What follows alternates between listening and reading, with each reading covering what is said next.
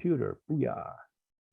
There we are. Welcome everybody to another amazing episode of Author Sphere. Today I have Sue Coletta joining us. If you're watching from my screen, she's in the bottom panel, but honestly, I don't know where she is on your panel. And of course, Jenifer Ruff, USA Today bestselling author and good friend of mine. Welcome, ladies. How are you all doing today? Fine, thanks. Great. Glad to be here. So Sue and I have never met before. So We have not. Hi, Jen. hi, Sue. Well, I think we only met on TikTok, and I really liked, We did. I like connecting with authors on TikTok because some of them just put a picture of their book and it's all ads. There's no Yeah. personality, and yours Yeah. have a lot of personality. And Yeah. Jennifer is, I don't know, how long have you been doing TikTok now? A couple months? Just a few weeks. Few weeks. Yeah, and So Sue, you've been at it a Dan little and longer than I, that, right? well, Dan and I have known each other for years. We've done box sets together. We've helped critique each other's work. We've done some charity things together. We've never met in person either. That's But, her fault. I invited her to come to a writers conference. She wouldn't go. I'm a Introvert. big homebody. She never leaves her house. I'm a huge homebody. I do. Good. Well, but I'm new to TikTok, and Dan hasn't been on there that long either. And I feel like I don't have any friends on TikTok yet. So You have, so- how many do you have? How many I mean, followers? people I actually know, like Oh, author right, friends right. that I can Yeah. be like, hey, Dan, I'm kind of feeling it out. But I think Dan shared your TikTok profile with me, and I looked at some of your posts, and I thought they were so clever and funny. They just kind of hit the mark. And thank I you. looked up what you write, and I was fascinated. So I'm really happy thank to you meet so you. much. I only started April 1st. So but- 4 months, and it- 5 months? Yeah, it took me a little bit to get into the groove with the whole video thing because, we're writers, so we usually like to be on the other side of the camera. But Yeah. once I found my groove, I find TikTok a blast, just an absolute blast. And the Definitely community fun. is amazing. Don't you find? It's fun. It's addictive. It is. I think it's super fun. I am loving it, and I didn't expect to. But one thing that I do not like about it is all these posts from people who are like, here's a book I didn't finish. Here's a book I didn't like. And I'm just like, oh my God, why does that have to be there? I Yeah. wish that would go away. Other than Yeah. that, it's been great. Well, I did one of those once. I You picked out did? 3 books that I was going to read over the summer, and I didn't like any of the 3, kind of, but it was because I just took them as a TikTok recommendation. I didn't read anything about them. I probably wouldn't have selected them if I had read anything about them. So it was really Right. not my fault. Just, like somebody who likes It wasn't romance the and you book give them a for cowboy you. story. It wasn't a book for you. Yeah, exactly. Yeah. But you know what? If They're it's- all very popular books, just not for me. But if it's Stephen King, if you don't like Stephen King's book, or you don't like, Karen Slaughter's book, fine, you can say so. That's not going to make a difference. But if it's like, you don't like Sue Coletta's book and you get on there and say so, that's just Yeah. so not necessary, it's hurtful. Yeah, it's just awful. Yeah. I like the ones, if somebody doesn't like a book, I like them to say, this is why I didn't like it, but don't let me influence you. You may love it. There are those that do that as well. Personally, I don't even leave a review if I can't leave more than 3 stars. Unless it's 4 and 5 stars, I don't review.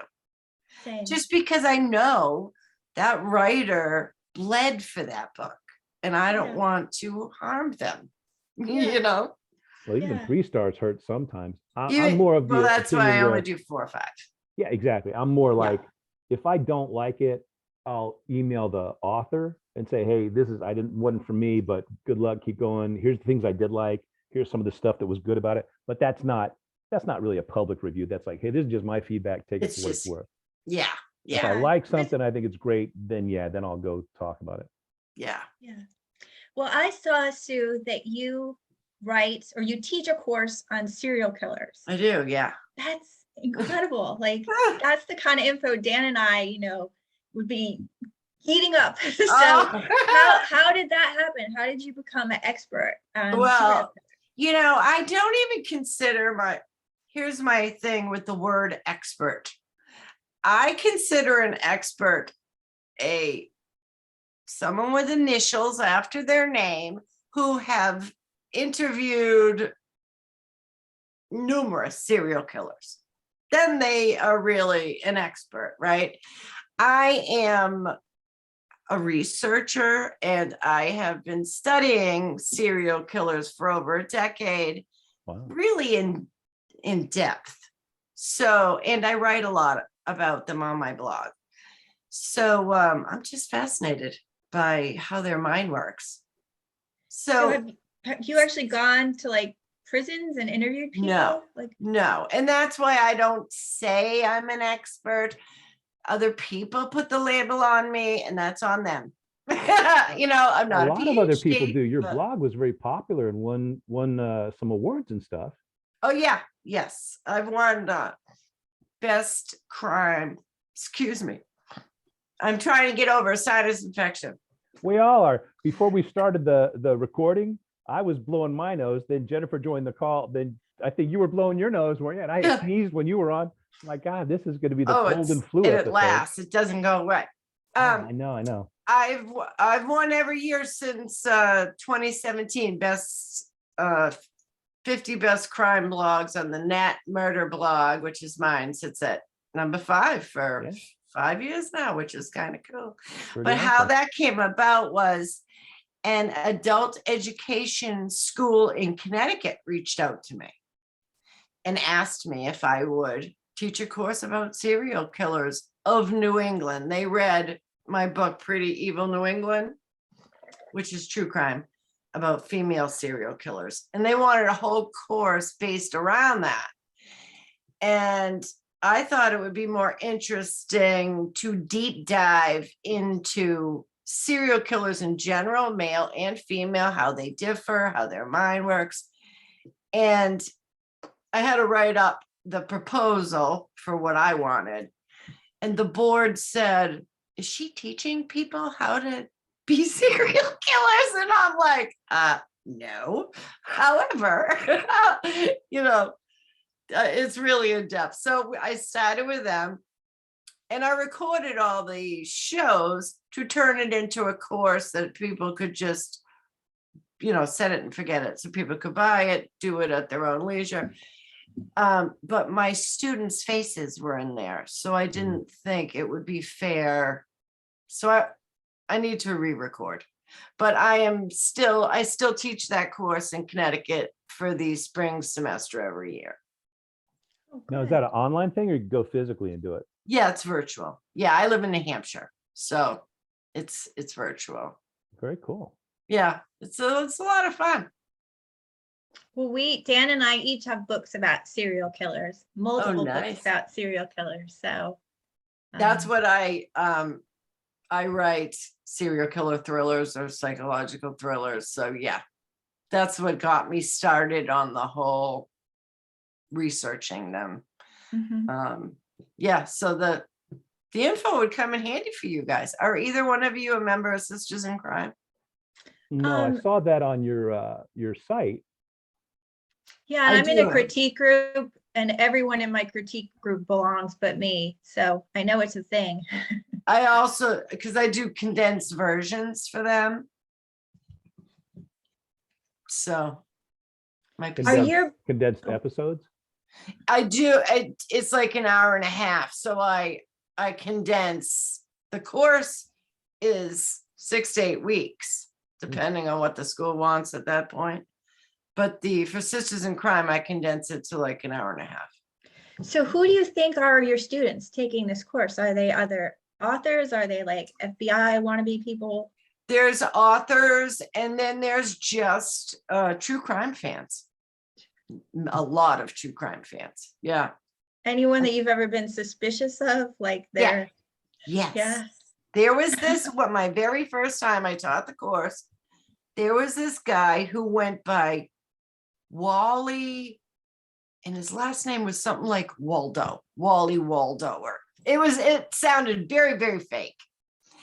And I'm like, huh. And so the first week he kept his video off and his mic muted.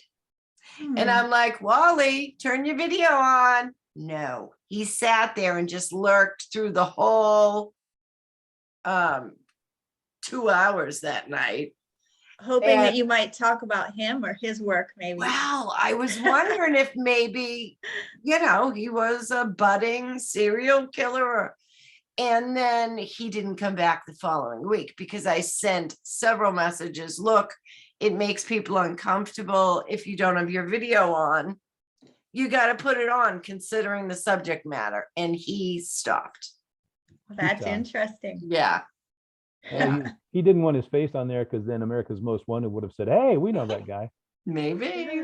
Like, So you got a serial killer in your class saying, what are the latest techniques they could use to find me? I need to be aware of that. exactly. It would be smart for a serial killer to take the course. But also not to have their camera on. Right. Right. But I don't allow that because I am because I've studied them so much, I'm on to them. So I can't have, just the shadow outline. No, you'll, I can't even concentrate.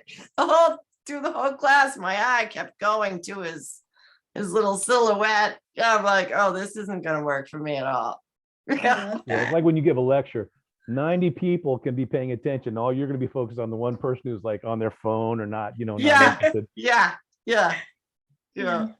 So, yeah. So how many books do you have published about killers? I am writing number 19. Oh, wow. Yeah. Oh, I didn't realize there were so many. Yeah. I knew you had about a dozen. I didn't know it was 19. Well, all serial killers?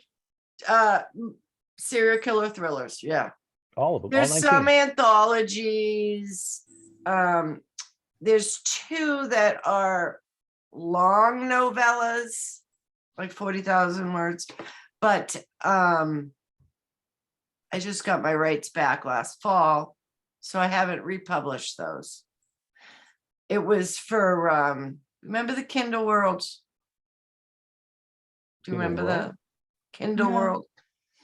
You take, the world has a head, like I was in L. James, the romance author's world. And so you had to use like a couple of her characters and then blend your series with her characters and then write from there. So when you get your rights back, you have to remove her characters. Even though I used maybe one at the beginning, and I think hers was just on the phone. It's not a hard rewrite. I just have not taken the time to do it. Oh, that's it. It takes time, right? So yeah, it does. So if someone's never read any of your books before what would you recommend? Like, what do you think is your favorite or the ones that readers like most? Where would people start? Oh, God.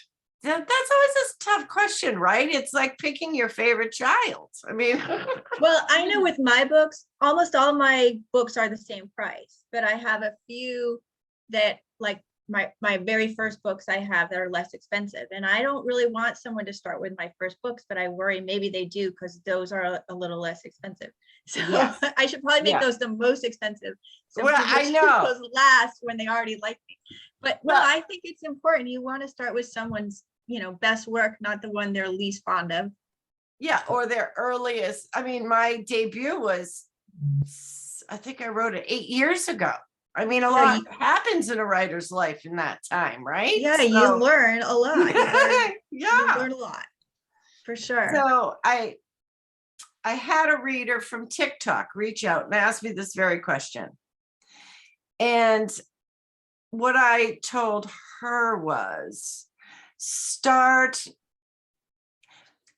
my 2 series are very different, but my Grafton County series, I ended it. It's 5 books. So I'm concentrating solely on my Mayhem series.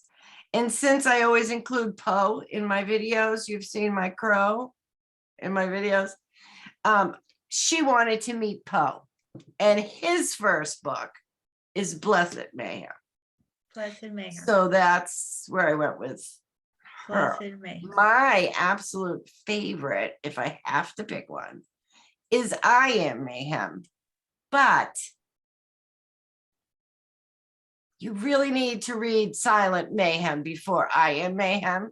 So you have to go in order in this series because It's better if you do. It's not like one long continual story, but Silent Mayhem and I Am Mayhem really go together.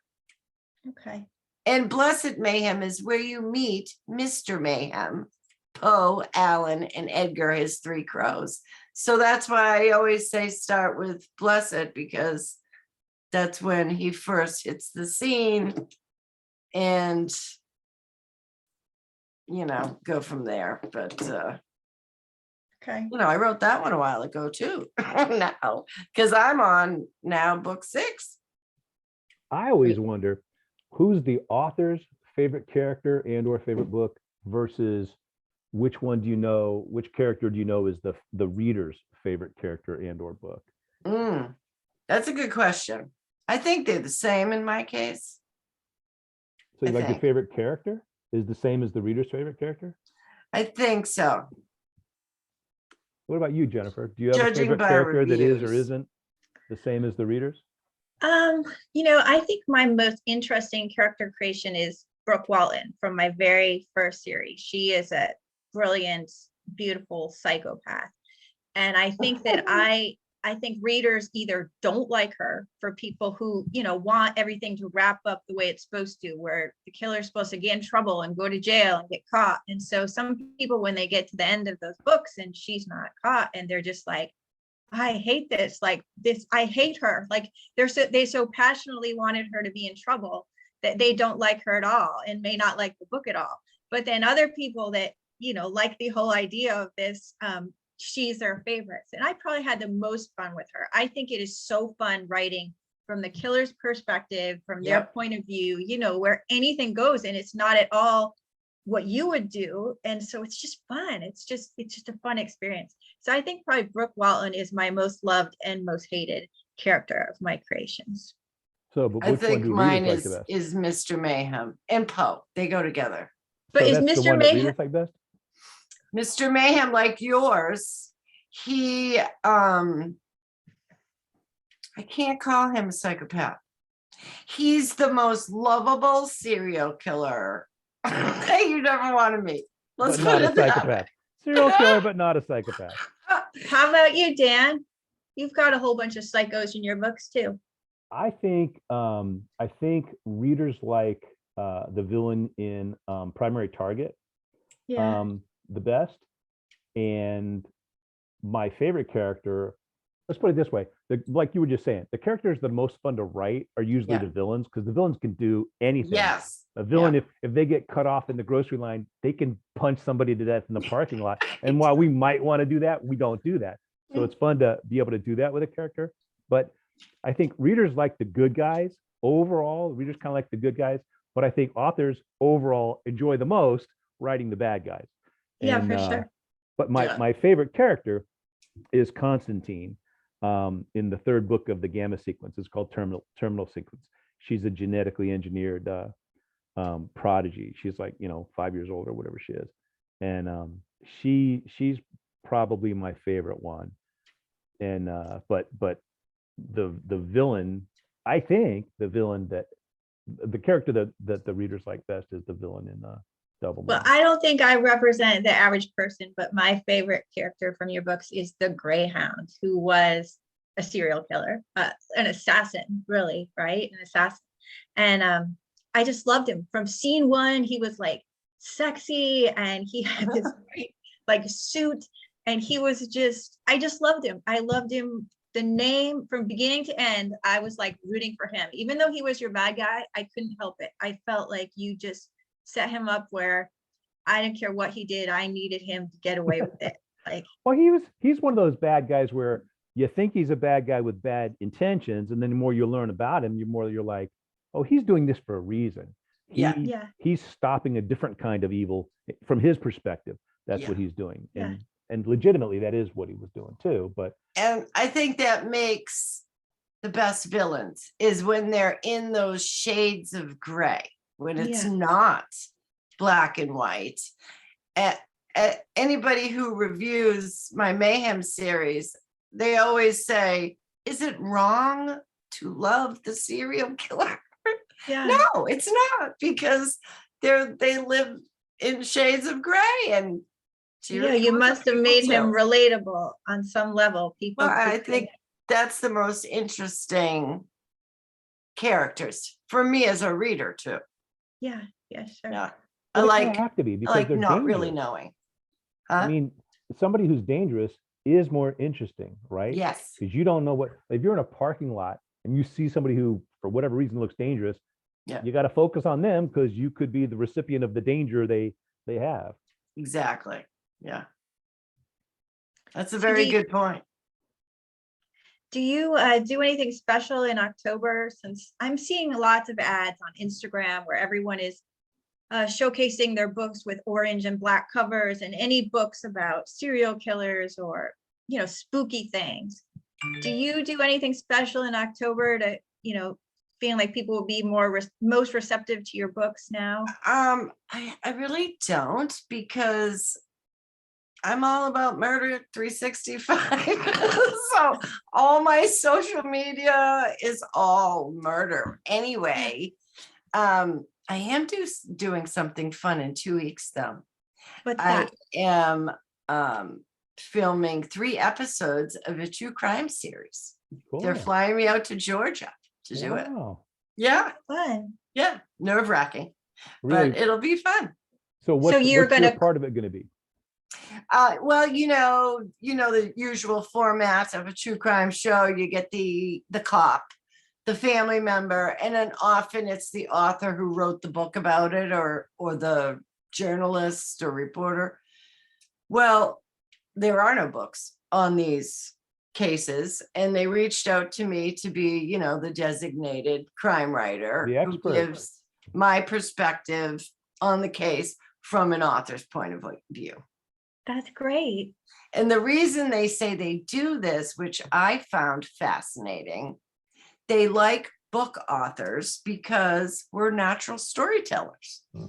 Where cops give you just the facts, Jack, and families are emotional because it's their loved one who was killed, the writer can kind of view it all independently. Yeah, that's a So- great point. I watch a lot of those shows, and that is what the author's doing. A lot of times they wrote a book about that particular case or whatever, but a lot of times they don't, or it's like a newspaper reporter type person who Right. does a lot of those types of stories. So you're going to be the expert for that. I'm How many gonna be- episodes is it going to be? 3? I'm scheduled for 3. They may add more at the last minute, which, you know, we'll see. When did they give you an idea of when it's going to air? No, it's got to go through production and all that. So I don't know that yet. Well, you have to give us an update when you find out, so we can Oh, I tell will. everybody to Yeah, tune in. that's exciting. It is I will. exciting. Yeah. I Have you ever thought done I anything was like that going to be before? able to take my book talkers with me, but in the contract, it says I'm not allowed. So that's Maybe you'll be kinda- able to post some pictures from the set and stuff like that. Yeah.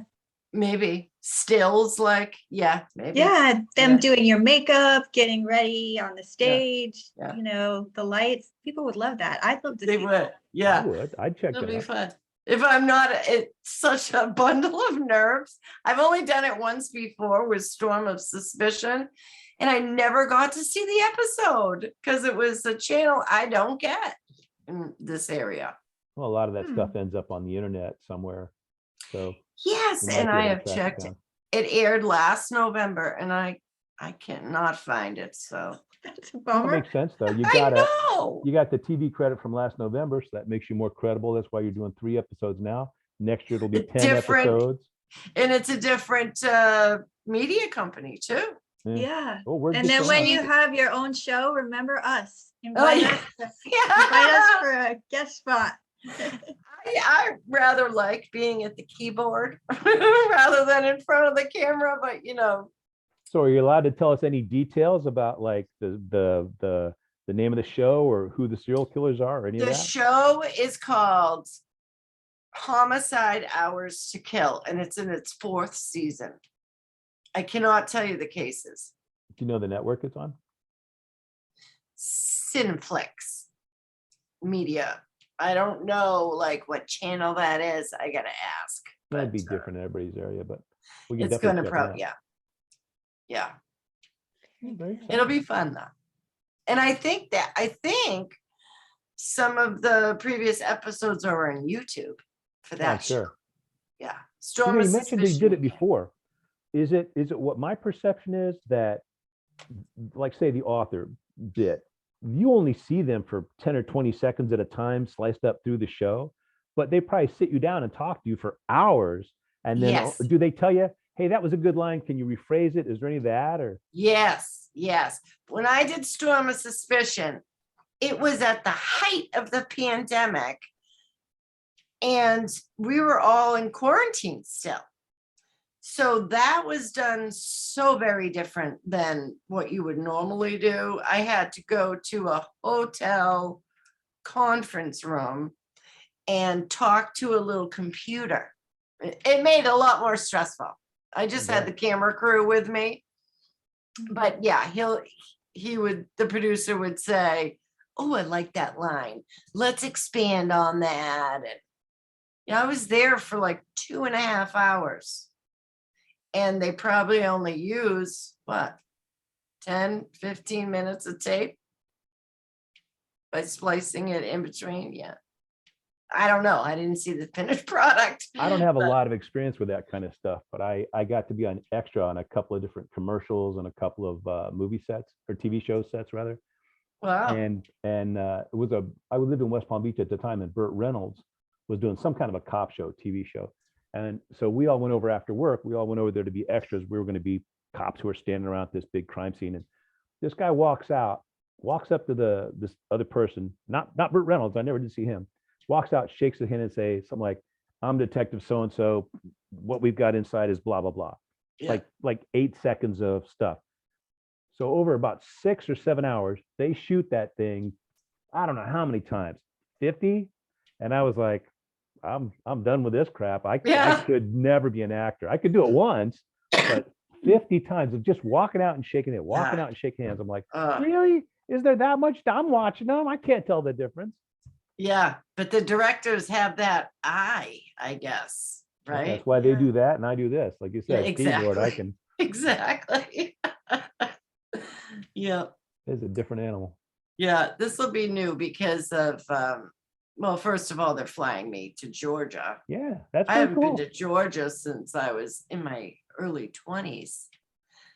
So, it's not so much that it's Georgia, it's that they're flying you somewhere to do it. Yeah, It almost that's doesn't matter cool. where it is. You were Right. important enough to get on a plane, stay in a hotel, rent a car, whatever it is. Yeah.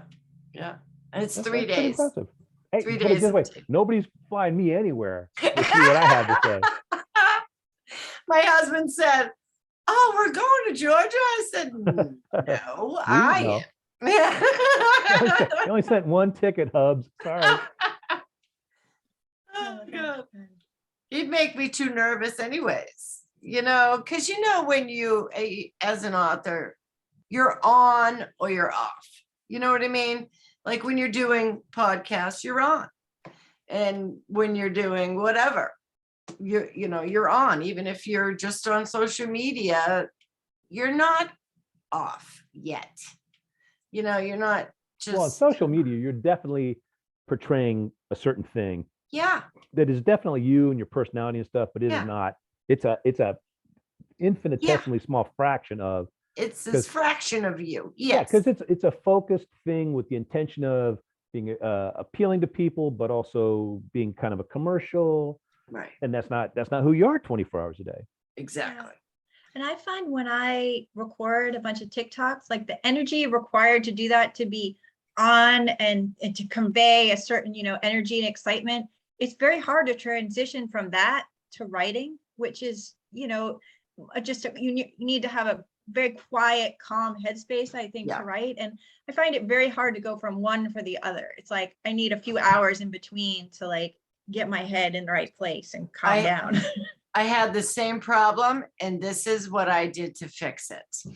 Yeah. So are you a morning, right? Like, when are you most productive, morning or afternoon? Morning, but I write all day. Yeah, I do too. But morning is definitely my most focused time of day. So I do not touch social media at all. I don't jump on, I don't check comments.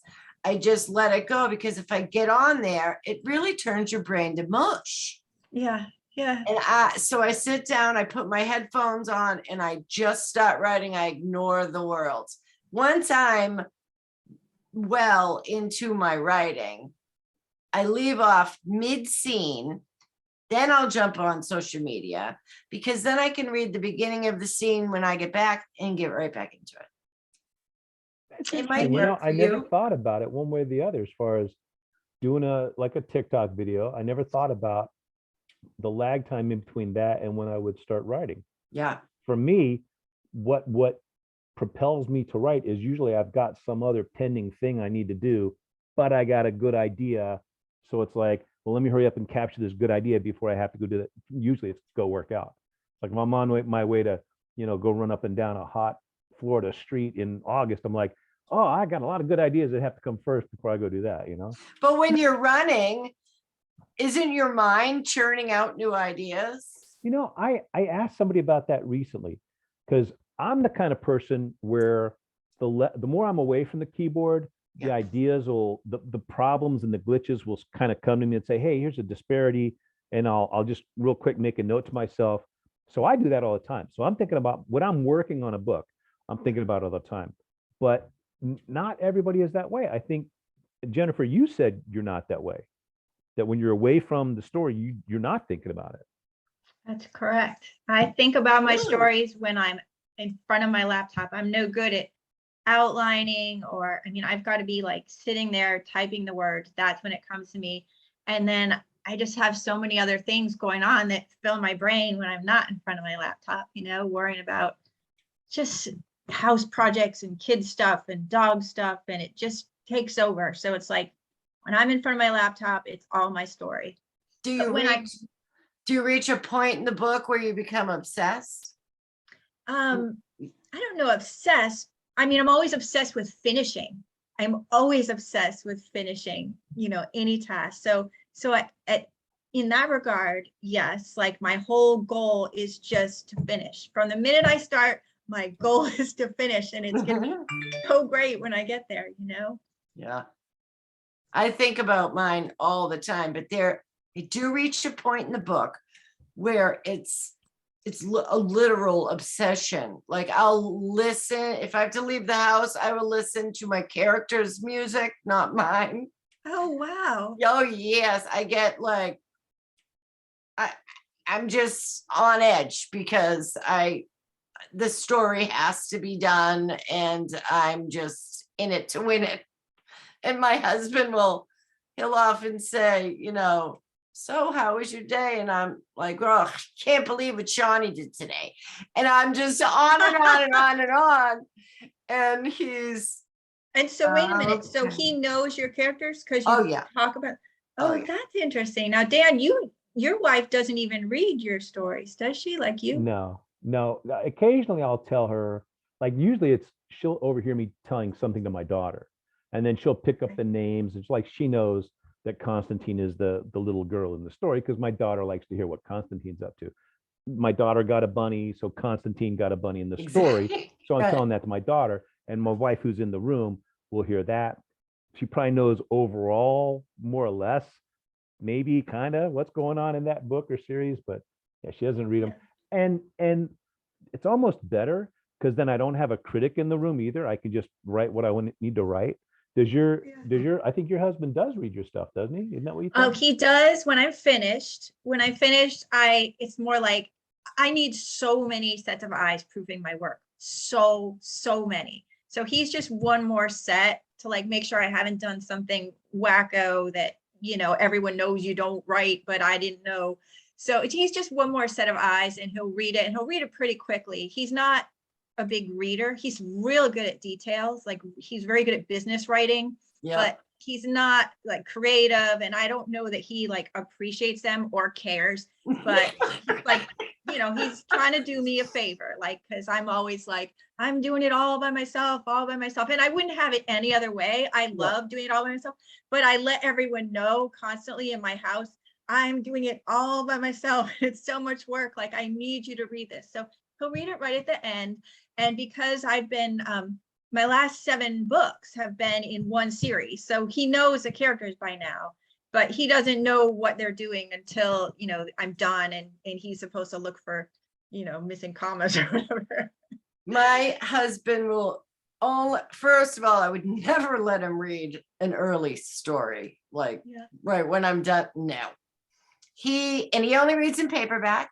So he reads a couple of years after the release. Really? Oh, that's so Wow. funny.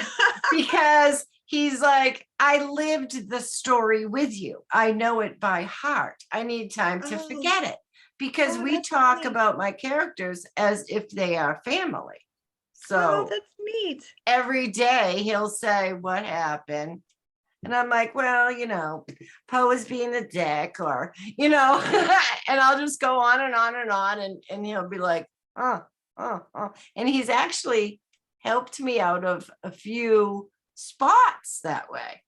So do you think he cares? Do you think he really cares, or is he just yeah. being a supportive husband? Like, No, I think he loves Shawnee anyway. So I think he might have a little crush on her. So he, I think he's genuinely interested. well, that's nice. Yeah. Well, it's different if you're talking about it all the Yeah. time. See, like I said, my wife hears about it kind of vicariously if I'm talking to my daughter about it, but most of my stories aren't something I would talk to my, you know, serial killers. It's not something I would talk to my daughter about. Although she did ask me one time, she goes, Dad, why are all, because I was probably talking about something, right? And she goes, Dad, why are all your stories about people who kill other people? I'm like, because those are the ones that sell, honey. Not like Dad's harboring some kind of a animus to the world. Those are the ones that sell. I had my eldest granddaughter, I know, came up to me. She was like 7 at the time, and her other grandmother told her I killed people without using the word fiction. So she said, Nana, you have to stop killing people. It's not nice. And I'm like, what? Because that really took me by surprise. And she said, well, you know, the other grandmother told me that you're killing people. And I couldn't believe it was true. So then you have to try to explain fact from fiction to a 7-year-old when you've been put on the spot like that. Yeah. That's pretty good. Imagine what she's telling the kids at school. Yeah, No, that's funny. So you right? don't get trick-or-treaters at your house. You know. Oh boy. Well, Sue, what's coming down the pipeline for you? My 5th Mayhem series book is just got approved. So I'm waiting for the edits on that. That's coming out next. I'm You have a writing date set for it? I And don't. when you say approved, is this your publisher, your Yeah. agent? Who's Yeah. approving? The acquisitions editor just approved it. So Nice. Good. Always it's good, an indie right? pub. Huh? Always What? good. Yeah. Well, she's been going through a little something. And the last 2 books, it's taken her like a while to approve. And I finally wrote to my publisher and I'm like, you know, she's not liking my books anymore. And she's like, oh, please, we all know she's going to approve it. She just is doing work for other publishers. But the wait kills me because, you know, the self-doubt creeps in still. And you're thinking, oh boy, she's going to hate it. She's going to hate it. She's going to say no. But I know that book is the best book I ever wrote. Of course, Good. I think I say that with every book. That's how it should It should be true every time. too. Because I Yes. try to outdo my previous. And do you guys do that? Yeah, Absolutely. you're taking it. Yeah. You've got new ideas and you're benefiting from everything you've learned with the books before it. So yeah, it makes sense that Yeah. each of our newest books is our favorite or our best Yeah. work. But some books you can sit back and say, yes, Like, that's awesome. And then other books you sit back and say, man, I bled for every word of that. You know, do you notice that? Like some haloed for me, maybe because it was the end of my Grafton County series. I bled for every word of that book. It was a grueling process. It's an interesting point that the last book in the series is well different for the readers and different for the author. Yeah. Because as the author, you may be in a point where you're like, I got to tie all this up with a bow to where it fits, it's smooth, we're okay. The story's over, but the readers are cool with how it all ended or whatever. Yeah. But that is more mental work probably, because you is. don't want to leave something out. Like, well, Right. what about such and such? Oh crap, I forgot about that. So you've ended more than one series or just one series? Just one. Jenifer, what about you? Have any of your series ended technically? No, I've never ended one. I think I'm sticking with the series that sells the best, just for my own self-interest. And so there's two that I haven't written in as often. But no, I haven't. Each of my books features a separate investigation. So that investigation completely wraps up, but the characters' lives keep going. And I have not done anything to make it so that I can't start right up again with any of my series. Yeah, I think unless you kill everybody, you probably could write it, even after the final book, you could probably go back and revisit it. I do have one idea, but it would take place like 10 years after the last book. I don't know if I want to go there. I may. Never say never, right?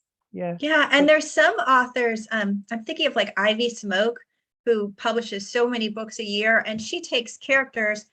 So she'll take maybe a secondary character from a series and then make a whole series of that character. And sometimes she even tells the exact same stories, but she's telling it from the different characters' point of view now. And she does so well with that because people love her characters. So it's totally a thing that you can just keep going. Each character can have their own spin-off. And I haven't considered doing that.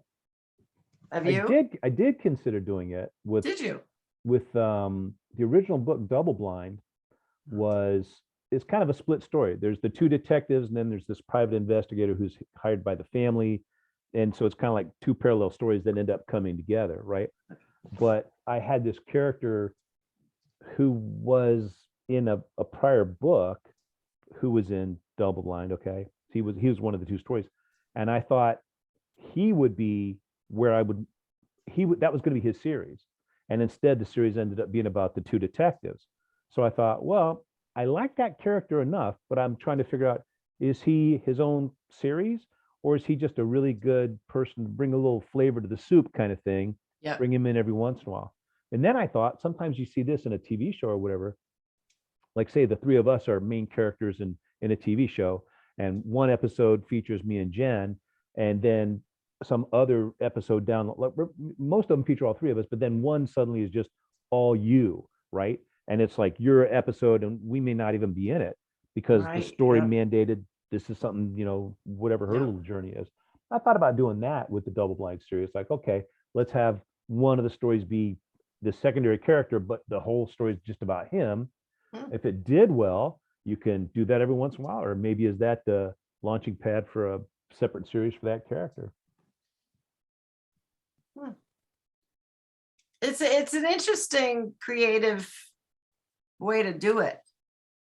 Now, how many series do you have like simultaneously existing? Not like you're writing them all at the same time, but two. So two. Jenifer, you have three?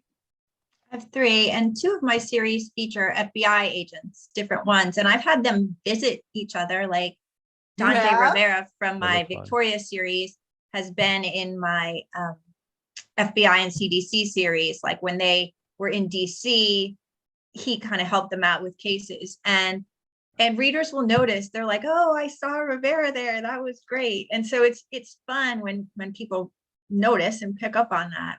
I've only done it maybe 2 or 3 times, like kind of subtly, and it's just fun, you I know? like that That's kind of stuff. I neat. get a kick out of it. But Yeah. some people are like, that's not necessary. I'm like, I think if you have fans, the fans do enjoy it. Plus, it helps cross-sell the other series potentially. Oh, But I just yeah. think it's fun as a reader. I think it's Yeah. fun. Yeah, but like I didn't say, like in the book, it doesn't say anywhere, this guy is in my other series. So, you know, no one would know unless they had read both and read them pretty close together.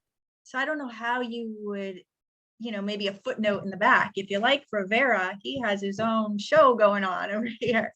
Maybe You would something you would like pick that. up the name. Let's say I read your book and I realized that one character. So I'm reading about these characters and I realize this one character, right? Then I'm done with the book. I'm like, what else do I want to read from Jenifer? And I see, oh, this one character has their whole series. That's how you would figure it out. And if I enjoyed them in the book, then I would potentially read the series. But That's you could be much more obvious than that. But That's true. Yeah, You could also include it in like an author note. yeah. Yeah, or I like you should do said, that. if you like Brooke, you'll love so and so. Yeah. And it's like, Yeah. who's so? Click the link. Oh, they got their own series. I like that you do it subtly though. So only the, you know, the true fans that read everything you write will notice. It's kind of like a wink, wink to them. I agree. Yeah. Otherwise, it feels like a forced commercial, like buy this other Yeah. series. And that, you know, Yeah. might be And good for that can- business, but it doesn't always feel good. Yes. No. thank you. Yeah. Yeah. Let me ask you guys, if a cold reader coming in cold, what book would you say start with? Go ahead. You know, Primary Target is not the first book in that series, but it's like the most popular one overall. And I always wonder if you found a book in the middle of a series, does that detract from your enjoyment of the series because there was other stuff that came forward? So when you go back and say read book 3 out of 7 or something, Yeah. and go back and read book 1, I don't feel like it's going to detract, but I think readers would think it would. No, I don't think so. As a reader, I know I've picked up plenty of series. You know, I've seen the author promoting their new book. I read that one, and then I've gone back to see what happened prior. So Jenifer, I kind of jumped over you to answer the question. Oh, for me, it's my 3rd book in a series. It's called When They Find Us. And I just had the most fun writing that one. It's like a survival story and a mystery, and it has a little bit of romance. And for whatever reason, that's just absolutely been my bestseller. So I know that so many people start with that and only read that. It also converts the best in ads. So I don't know if it's my cover or my description, but it continues to be one of my bestsellers because I advertise it the most. But I think a lot of people will write, you know, I have comments on my ads, like I read this one first and then I went back and read the series.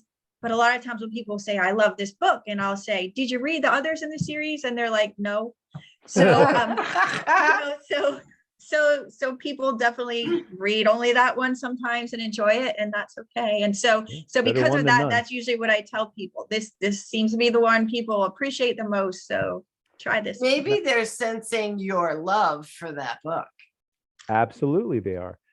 Because she mentioned it earlier that Yeah. you know, we used to critique for each other and stuff. So on some Yeah. prior book she had finished, we were talking about something, and she's like, I really want to write this survival type of story. And we were kicking around ideas and whatever.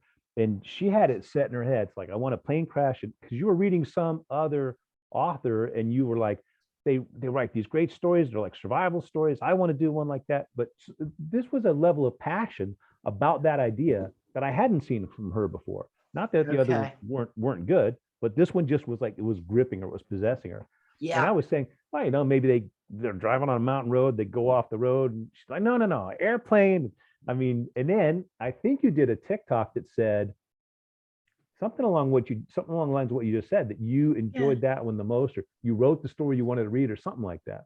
Yeah.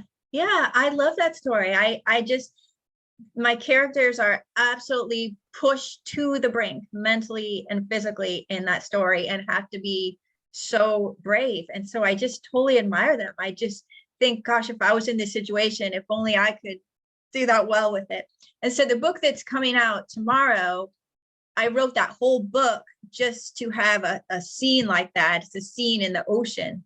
where the same Ooh. thing, same character, and she ends up overboard on a yacht in the middle of the night in the middle of the ocean. And Ooh. so I have a whole chapter of her just the terror and what she has to dig so deep to kind of get through it mentally and physically. And I love that kind of Oh, thing. I love that. That sounds real. What's the name of it?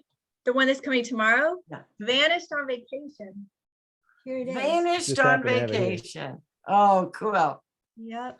Did you pull from real life, like the Natalie Holloway? Or I did a lot of research because there aren't that many. It seems like a common thing for someone to disappear at a resort, but there aren't many books about it. And Natalie Holloway's case was like the one and only really that got a lot of press. So I did a lot of research there. And then it takes place at a resort in Mexico. And so my family went to a few resorts in the past year or two during COVID. And there was always a lot of fear that we wouldn't get back. So it kind of plays into that too. Like there is COVID testing and everything in the book, and that is a little bit of the mystery. And so, yeah, I like to take vacations and then write books about where I've been, because then I basically write off my whole portion of the trip. Right. So it works on so many different levels. You get to write off your trip, and you get to take some pictures and videos while you're there that then you can use for the promotion. So I'm into that right now. That's my thing. Vacation and then write about it. I think definitely readers sense which one you love the most. I try to block it, but I think they do pick up on, especially with TikTok, right? Because it's video. Yeah. I mean, you look at, if you scan through my videos, all you see is Poe. I mean, you know what I mean? I have a lot of videos with Poe because I just adore him. Yeah. So, and I have my own Poe in real life. Well, that's what I was going to say. If there's a way you can visualize it, if you have some ethereal character, little harder to do a TikTok video of it. Right. But if it's a part of your day-to-day life, and then like you said, they sense that passion, I think. Yeah, I think they do. Yeah. Well, we hope they do. Yeah, they better. Yeah, right. Yeah. Well, let's do this. We're coming up on the hour. Did you have anything else you wanted to ask us, or Jenifer? Did you have any other questions you want to ask Sue?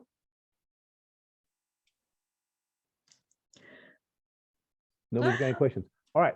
Well, then we can end it there. Once again, for those watching, Sue's going to send me all her social media links, so I'll put that in the show notes. You'll be able to check that out. Of course, Jenifer's will be there in mine as well. Sue, thank you so much for spending the hour with us. Really appreciate it. Thank you for having Georgia. me. Look forward to seeing Georgia TikToks about your TV adventure, and then come back and give us an update on when the show is going to come out and all that. I will. Yes, Nice meeting you. It was great to meet you and learn more about you. And now, when I see your TikToks come up, it'll be like, not just, oh, that's Sue, but like, that's my friend Sue. Right, so exactly. It's a good feeling. Yeah. And I'll tag you right next time. Jenifer with one N. Oh, Jenifer with one N. Okay. Jenifer, I think it's author. I think I did author Jenifer Ruff, I think. Yeah. Okay, that's where I went wrong. She was nice about it though, right? Yeah. I think I saw those comments. Yeah. She's like, oops, not me, but thank you. Right. Yeah. I saw that. I was like, they have a delete thing. You can just delete it. The world doesn't need to know. But Yeah. Oh, she could have deleted? I think so. I don't know. But anyway, it's the thought that counts. I'm glad you tried to include me. I did. I tried. But I'll get you next time with the right tag. Yeah. Okay. All right. Well, Sue, thanks again for joining us. I really appreciate it. You're a fascinating character. Good luck with the TV show. Good luck with the blog. And of course, thank you. Good luck with all the novels. We'll talk to you again soon. All righty. Okay. That's Bye. it, everybody. Thanks again for joining us for Author Spirit. We will talk to you soon as well. Bye.